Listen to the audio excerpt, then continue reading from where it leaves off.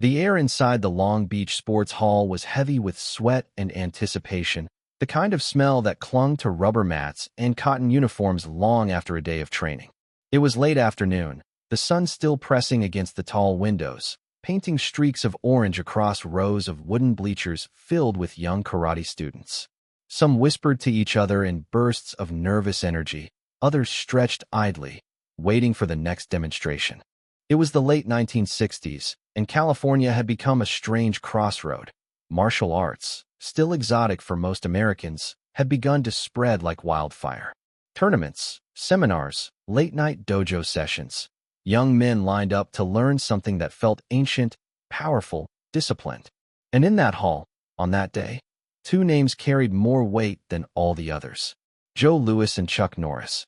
Louis had already been crowned champion, tall, broad-shouldered, golden-haired, with the confidence of someone who knew the crowd loved him. He was blunt, sharp-tongued, his presence impossible to ignore. Students looked at him as if he were proof that karate could be American, brash, and unyielding.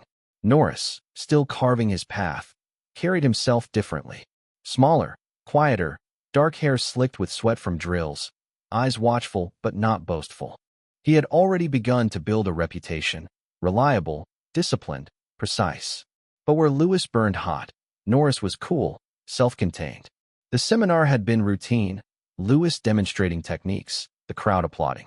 Then the question came, shouted from somewhere in the bleachers, "What about Norris?" For a moment, Louis smiled, wide and effortless, but there was something predatory in it. He turned so the entire hall could see his face. His voice carried over the restless shuffling of feet and the squeak of GI fabric. "Norris," he said, letting the name hang a second too long. "He's strong in the movies. But in a real fight?" He paused, his grin sharpening. "His technique's a joke." The words sliced through the room like a blade. For half a beat, silence reigned. Then laughter burst, jagged and contagious.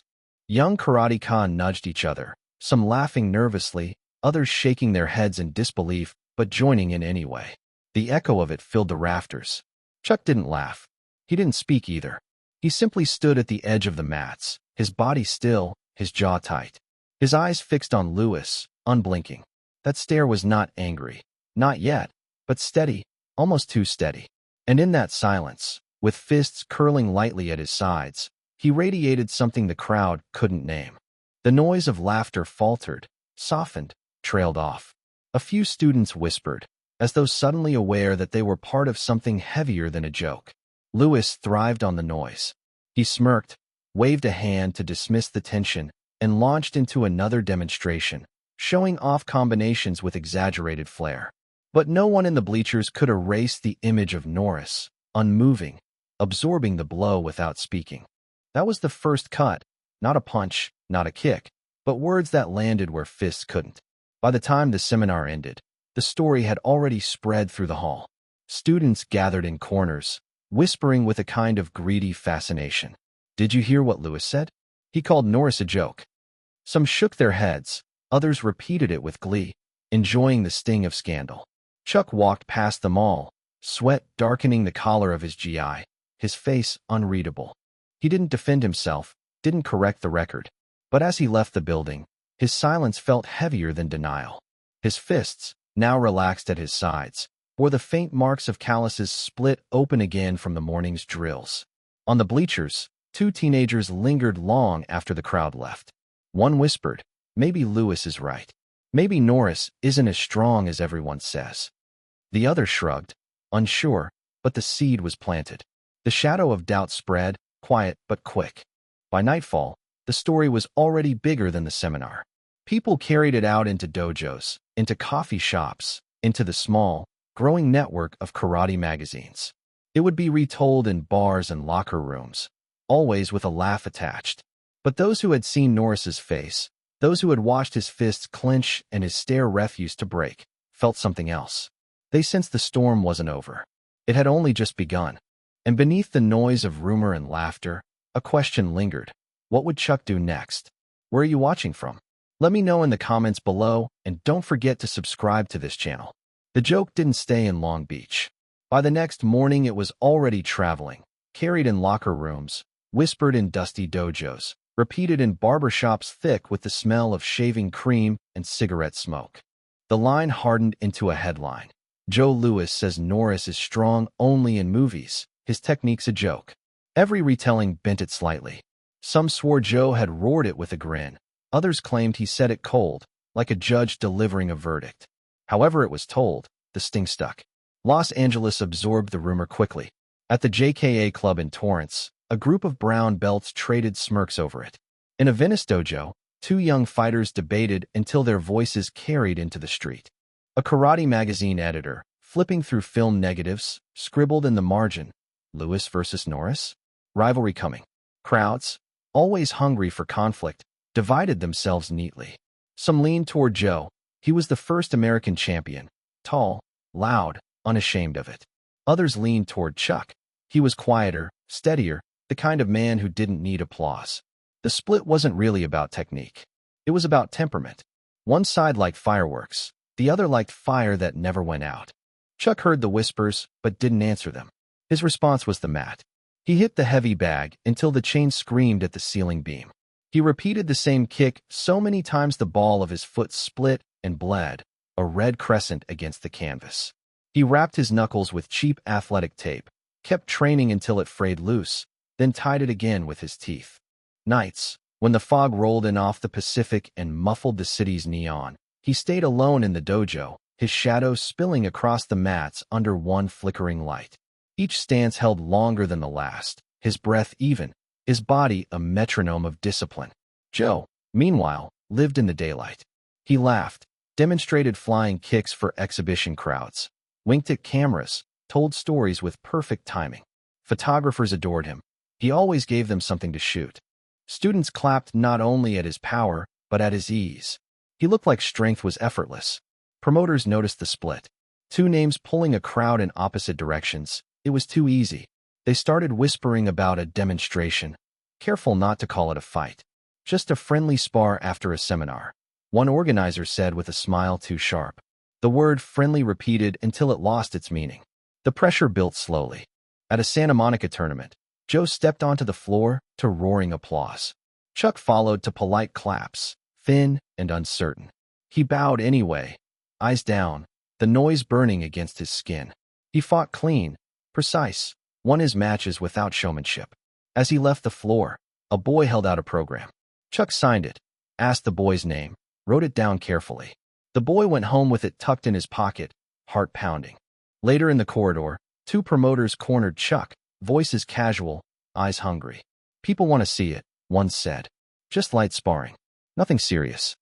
Chuck wiped sweat from his jaw and answered only, "If the drills help, I'll do them." He gave them nothing more. But the world wanted more. Small magazines printed gossip under anonymous bylines. Radio hosts hinted at tension. Flyers appeared with dates and names bold enough to bend the paper. Crowds began to form in advance. A machinist traded his Saturday shift to get a seat. A mother saved grocery money for a ticket, not for herself, but for her son. Even those who claimed not to care found themselves repeating the story in break rooms, voices lowering with excitement. On the night before the bout, Chuck stayed late in the dojo. The air smelled of liniment, and sweat soaked deep into the mats. He shadowboxed without a mirror, counting only breath, listening for flaws in the rhythm of his steps. He finished by kneeling, eyes closed, palms on his thighs. He didn't pray for victory. He prayed for control. Across town, Joe laughed with a group of students in the back of a gym. Someone asked if he was ready. "For what?" He grinned, and they laughed with him. The morning of the event dawned gray, fog still clinging to the freeways. The venue wasn't glamorous. Bleachers, squeaky floorboards, windows streaked with dust. The mats were taped together, one seam already curling at the corner. But by noon the place was packed. 300 bodies, restless, buzzing. The air carried the tang of sweat and soda. Backstage, Chuck tied his belt with practiced care, his hands steady despite the noise filtering in from outside. He could hear Joe already, working the crowd without even trying, his laugh drawing them closer like moths to a flame. A runner ducked behind the curtain. 5 minutes, he said. "They're calling for both of you." Chuck stood, brushed the dust off his GI. The hallway to the mat stretched ahead of him, long and narrow, the light at the end pulsing with sound. He walked it slowly, one hand grazing the wall. Contact. Proof. When he stepped into the gym, the noise bent toward Joe first. Applause, whistles, a chant even. For Chuck, only scattered claps, hesitant, unsure. He bowed anyway. Then from the bleachers, a voice rang out, sharp as a whip. Show him the real power, Joe. The crowd laughed, then hushed itself, guilty in the echo. Chuck didn't flinch, his eyes fixed on the mat. Joe rolled his shoulders, grinning. The announcer called it a light demonstration. No one believed it. The air was too tight, the stakes already set. Everyone knew this wasn't going to be light. The gym in Los Angeles didn't look like much from the outside. Just another block of faded brick with peeling paint and a parking lot half filled with dusty Chevys. But inside, the air felt different. The bleachers groaned under the weight of hundreds of bodies, the buzz of voices rolling back and forth like waves against a pier. The mats, taped together in neat squares, smelled faintly of disinfectant, sweat, and rubber, the kind of scent that seeps into the skin. The announcer's voice was barely needed. Everyone already knew why they were here. Joe Louis was the first to step onto the mat. He moved with easy confidence, chin high, grin spread wide. He raised a hand to the crowd, and the applause hit like a slap of thunder. He basked in it, gesturing to someone in the front row, cracking a joke that made people laugh even though they couldn't quite hear it. His GI was crisp, belt tied with casual carelessness, as though even the uniform bent to him. He looked like he owned the space before the match had even begun. Then Chuck Norris entered. No raised hands. No jokes. He walked with a steady pace, eyes forward, posture tight. He bowed once to the judges, then again to the mat itself, his movements sharp and exact. The applause for him was scattered, polite, nothing close to the eruption that had greeted Joe. But the stillness of his entry shifted something in the room. He wasn't performing for them. He was there for the fight. The crowd felt the difference. They leaned forward, sensing the collision coming. The referee motioned them to the center. Both bowed. For a moment they stood eye to eye, the contrast stark. Joe, smiling, loose shoulders, the showman at home in the spotlight. Chuck, narrow-eyed, jaw set, his silence louder than words. The match began. Joe moved first, light on his feet, circling, flashing quick kicks that stopped just short of contact. The crowd roared at his speed.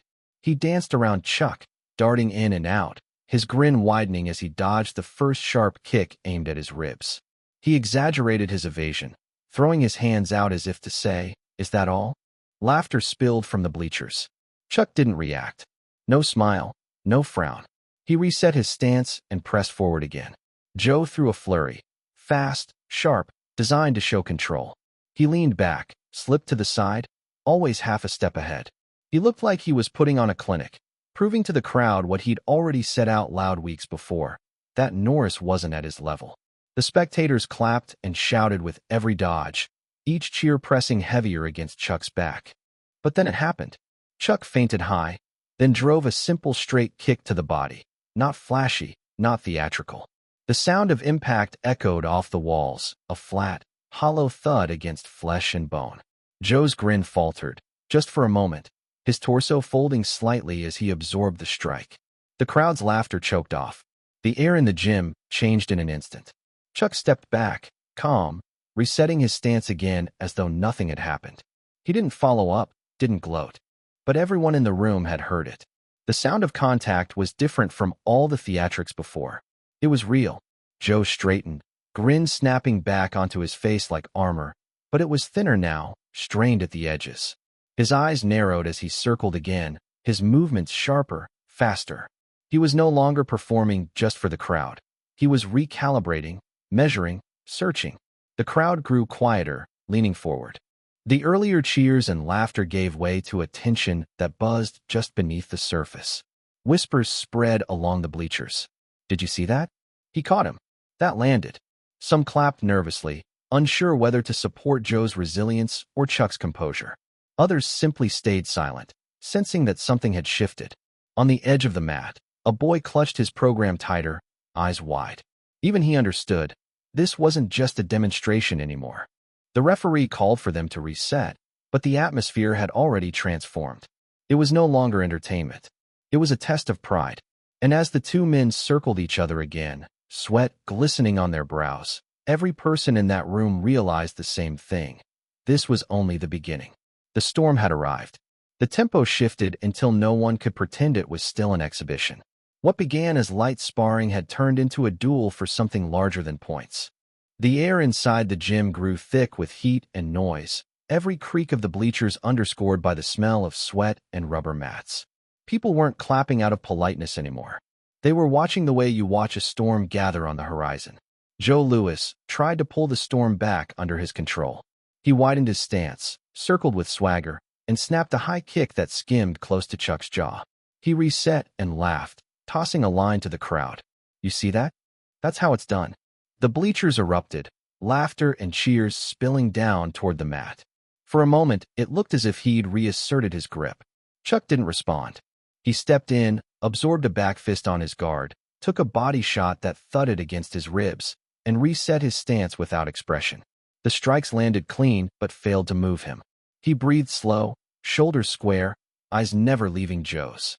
The calmness unnerved the room, and it began to unnerve Joe most of all. He threw another combination, fast, sharp, meant to sting. Chuck absorbed 2 shots in silence, then advanced half a step, forcing Joe to backpedal. The crowd roared, divided now into 2 camps. One side shouted, "Let's go, Joe!" with the confidence of loyal fans. The other began to answer with, "Come on, Chuck." The noise collided in the rafters, the hall itself becoming a third force pressing on both men. Joe tried to feed it. He danced, dodged a straight kick, and turned his head just enough to smirk at the audience. But when his eyes came back, Chuck was already there, planted, fists curled, expression unchanged. That steady presence stripped Joe's performance of its shine. Each sarcastic word sounded thinner against silence that refused to yield. Then came the mistake. Joe overextended, just slightly, when he threw a spinning strike meant to dazzle. His shoulder rolled too far, his guard opened. Chuck read it instantly. He pivoted tight and drove a compact punch straight into Joe's lead shoulder. Not a knockout blow, not a dramatic haymaker, just clean, precise contact. The sound of it was dull and heavy. Joe's face flickered, his teeth clenched as his arm dipped half an inch before he forced it back up. For the first time, the grin cracked. The gym inhaled as one. The laughter died. A hush spread, broken only by scattered gasps. People in Joe's corner froze mid-cheer, hands stalled halfway in the air. Across the bleachers, Chuck's supporters found their voice, clapping hard, shouting, "There it is." The balance had shifted. Joe rolled his shoulder twice, tried to mask the pain, and forced a smile. But it wasn't the same smile. The edges were strained, his voice gone. He had stopped talking. Chuck didn't celebrate. He stepped back into stance, breathing steady, his face unreadable. The refusal to gloat cut deeper than the punch itself. It said he expected to land again. The noise in the room thickened. No longer bright applause, no longer laughter. It was tension given sound, a restless tide that kept rising. Students stood without realizing it, gripping the railings. A woman leaned forward, her hands clenched in prayer without words. Even the referees hung back, reluctant to interrupt something that had clearly outgrown them. Joe flicked a jab, testing, then another. His shoulder hissed warning pain with every movement. Chuck slipped both and closed the gap by inches. The silence between them became the loudest thing in the room. What had begun as a staged exhibition was now something raw, uncontained. It wasn't about scoring. It wasn't about showing off. It was about pride straining against the weight of the crowd, about 2 men realizing that only one could walk away with his image intact. And for the first time, Joe Louis looked across the mat and saw an opponent he could not joke away. The hit to Joe's shoulder drained the room of jokes. He rolled it once, twice, trying to disguise the stiffness, and when he looked back at Chuck there was no smirk left to wear. The air cooled around them despite the heat, a hush settling heavy enough that the squeak of bare feet sounded like chalk cutting slate. The bleachers stopped being an audience and became witness. Joe's stance changed. No more showman looseness. He pulled his guard tighter, weight set evenly, eyes narrowed to the small truths that live in timing. He feinted high with none of his earlier flourish, probed with a jab, then another, testing the joint and the man. The pain answered each punch with a private spark he refused to show. Chuck matched the honesty. He crept into range by inches, chin tucked, hands disciplined, no invitation to chaos. When Joe snapped a kick to the outside thigh, it landed with a slap that drew a wince from the upper rows. Chuck took the shock into his hips, exhaled through his nose, and gave the mat back the weight it had tried to steal. They circled once more, and it wasn't spectacle anymore. It was work. Silence deepened. Even the hecklers ran out of nerve. All that remained was breath, two metronomes beating inside different chests. The referee drifted on the edge, palms half-raised, then decided he was not the center of this story and let it run. Joe stepped in behind a double jab, elbow discreetly guarding his sore shoulder, and found Chuck's forearms waiting like a door that won't budge. He pivoted offline and tried to cut an angle, but Norris mirrored the turn and shut it down with a shin block that sounded like a baseball bat kissed by rain. Joe's face didn't change. He wouldn't give the room that gift. The crowd's split began to mend, but not in Joe's favor. The voices for Norris grew firm, clean, without bravado. Stay on him, Chuck. Breathe. The old chant for Joe flickered and dimmed, not out of betrayal, but because admiration had changed addresses. People were not responding to power now. They were answering to control. Between exchanges, they stood close enough to feel the heat off each other's skin. Joe's lips parted, maybe to summon another line, maybe to bait. He met a gaze that wasn't playing that game. And then Chuck did the strangest thing you can do in a fight. He spoke, not to the bleachers, but to the man in front of him, voice low enough that only the nearest rows heard and the rest felt. You taught me to be strong, he said. But strength isn't knocking people down to prove it. No venom in it. No theater. Just a fact laid carefully on the mat between them. It landed harder than any kick. Joe blinked, a micro beat of recognition, the kind you deny even to yourself. His weight shifted a hair late as he resumed motion, and in that sliver Chuck threaded a straight counter to the body. Tight, disciplined, nothing wasted. The thud folded Joe for a heartbeat before he caught himself and straightened. The gym erupted, not the giddy roar of earlier, but a deep, rolling surge that felt like relief finally finding a voice. People stood without deciding to. A woman near the aisle clapped until her palms stung. The boy with the program shouted a single word, yes. Surprised at its size, Joe backed out a step, set his feet again, and met Chuck's eyes with something new. Not hatred, not yet, but seriousness uncolored by charm. That look admitted equality. It also admitted danger. He put away everything that didn't serve him, no wink, no talk, and tried to rebuild with discipline alone. They went back to work. Short bursts, close quarters. The rhythm grew spare and brutal. Contact, recoil, reset. You could hear the mats complain, hear the wet pad of sweat shedding from a GI sleeve mid-swing. Joe's best weapons still flashed, but he spent them carefully now, buying time while his shoulder negotiated the rate. Chuck refused the sale, pricing every mistake with a touch that said I saw that. Then came a passage that felt like truth written in movement. Joe tried to bully the pocket. Chuck wouldn't be bullied. Joe tried to dance the perimeter. Chuck cut the ring with patient steps, closing doors without slamming them. Joe's breath left him rough around the edges. Chuck stayed even, not because he wasn't hurting, but because he had decided what would be allowed to show. The crowd felt the shift and made it louder. Respect, someone yelled, and the word stuck to the rafters. The earlier accusation, that Norris was only strong in stories, dissolved under the weight of what everyone could see. A man refusing to be moved by mockery or speed, building himself one measured exchange at a time. For Joe, the loss wasn't points. It was gravity. The room that used to tilt toward him had found level ground. He frowned, not at Chuck, exactly, but at the sensation of footing he'd never had to test. He cut left, right, changed levels, offered a feint so clean it fooled the first two rows, and no one on the mat. Chuck's answer was a check and a small, cruelly precise kick to the calf that didn't look like much until Joe's balance hiccuped, and he needed a half-step to hide it. Groans swelled, sympathy mixed with awe. No one was laughing now. The gym had become a listening device for pain and pride. The promoters at the wall stopped smiling. The timekeeper missed his mark and swore under his breath. The photographers quit chasing faces and aimed at hands, at feet, at the tiny wars won in inches. Joe drew a breath, and with it drew a line. He slid forward behind a jab that asked a question. Chuck answered with a parry and another body touch that didn't satisfy the crowd, but did something more efficient. It subtracted. Joe felt the subtraction and knew what it meant. If he couldn't change the math would change him. He set his jaw, and for the first time looked older than he had at the opening bell. Chuck didn't press for spectacle. He stayed exact, tidy, impersonal. This wasn't vengeance, it was correction. And that, more than anything, began to peel the crowd away from Joe's legend and toward Chuck's character.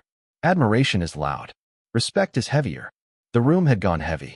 On the next clinch, forearms grinding, sweat slicked between fabric, Chuck's mouth moved again, so small the cameras missed it. "We can both walk out with our heads up," he said. "Up to you." Joe didn't answer. He couldn't, not with words. He answered with a tight hook over the top that glanced off guard and cost him 3 degrees of shoulder pain. His face twitched and smoothed. He had chosen. The bell, imagined or real, seemed to hover. The exchanges shortened further, boiled down to nerve and code.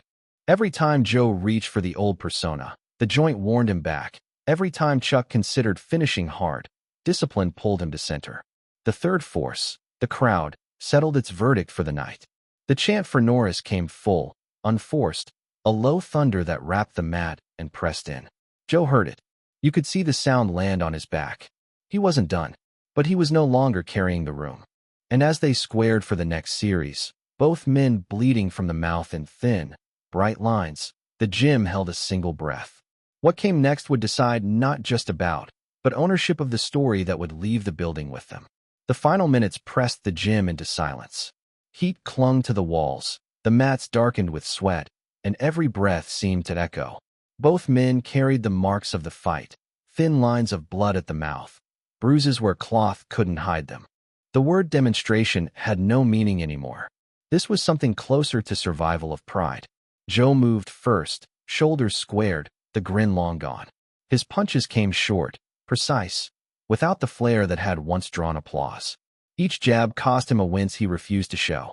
His footwork was still sharp, but it no longer danced. It trudged, efficient and stripped of spectacle. Chuck stood firm. His guard never dropped. His breathing stayed measured. He absorbed a low kick, exhaled, then stepped forward as if walking through a door no one else could see. He gave the crowd no show, no flourish, only control. The room leaned into that silence, waiting. The crowd was no longer split. Some still called Joe's name out of loyalty, but the chant for Chuck grew heavier, steadier, carrying weight the other side couldn't match. Phones snapped photos, reporters scribbled furiously. The gym had become a courtroom, and every exchange on the mat was testimony. Joe tried to seize momentum with a sudden rush. He threw a jab cross and angled for a high kick, his old rhythm flashing for a heartbeat. But when his shoulder over-rotated, the pain betrayed him. Chuck read it instantly. First came the straight kick to the body, clean, brutal, subtracting air from Joe's lungs with a thud that echoed off the rafters. The crowd gasped in unison. Joe bent around the strike before he forced himself upright. Then, before he could fully reset, Chuck whipped a low kick into his lead leg. It wasn't spectacular. It didn't need to be. Joe's balance faltered, his stance dropping half an inch. Pain flickered across his face before he smoothed it away. The room froze. For a second, there was no sound but the throb of sneakers on wood and heavy breathing. Then applause burst, raw, rolling, unstoppable. People leapt to their feet, clapping, shouting, their voices breaking with the release of tension. And Chuck stopped. He didn't press forward, didn't try to finish. He stepped back, lowered his guard just enough to show he had chosen restraint. His chest rose and fell, sweat dripping down his jaw, but his eyes stayed calm. He had made his point. The ovation grew louder. Not the wild cheers of spectacle, but the deep, rhythmic clapping of respect. A boy in the front row shouted yes, and clapped until his palms reddened. Even those who had come for Joe found themselves standing. Joe remained upright, one hand pressed against his ribs, the other dangling heavy. His jaw was set, his eyes locked on Chuck. He didn't step forward, didn't offer his hand. He just stared, pride and pain tangled in his expression. It wasn't defeat, but it wasn't victory either. It was something harder, a recognition he didn't want to voice. Chuck bowed once, sharp and respectful. He didn't wait for applause. He didn't force the ending. He gave Joe the space to choose, and Joe chose silence. The referee stepped between them, mumbling something about demonstrations, safety, control. His words drifted away, swallowed by the sound of the crowd still clapping. Everyone knew what they had just seen wasn't rehearsal, wasn't exhibition. It was a battle for dignity. Reporters scribbled furiously, promoters whispered to each other about rematches, but the audience was caught on one image: Norris walking away without claiming triumph, leaving his opponent standing alone. He hadn't needed to prove strength with noise. He'd proven it with refusal. Refusal to be baited. Refusal to destroy when he already held the advantage. Joe's stare followed him to the edge of the mat, eyes dark with a mix of resentment and reluctant respect. He gave a single nod, not surrender, not friendship, but an acknowledgement that couldn't be denied. Chuck returned the nod, nothing more, and left the center without turning his back. His pace was steady, his posture unbroken. The gym exhaled all at once. People spilled into aisles, buzzing with what they had witnessed. Some claimed they'd seen Joe lose, others insisted no one had won. But the truth lay heavy in the air. Chuck had answered words not with rage, not with spectacle, but with character. And as the crowd filed out, still arguing, still replaying each strike in their heads, one question lingered like smoke. Had this fight ended a rivalry, or had it just begun?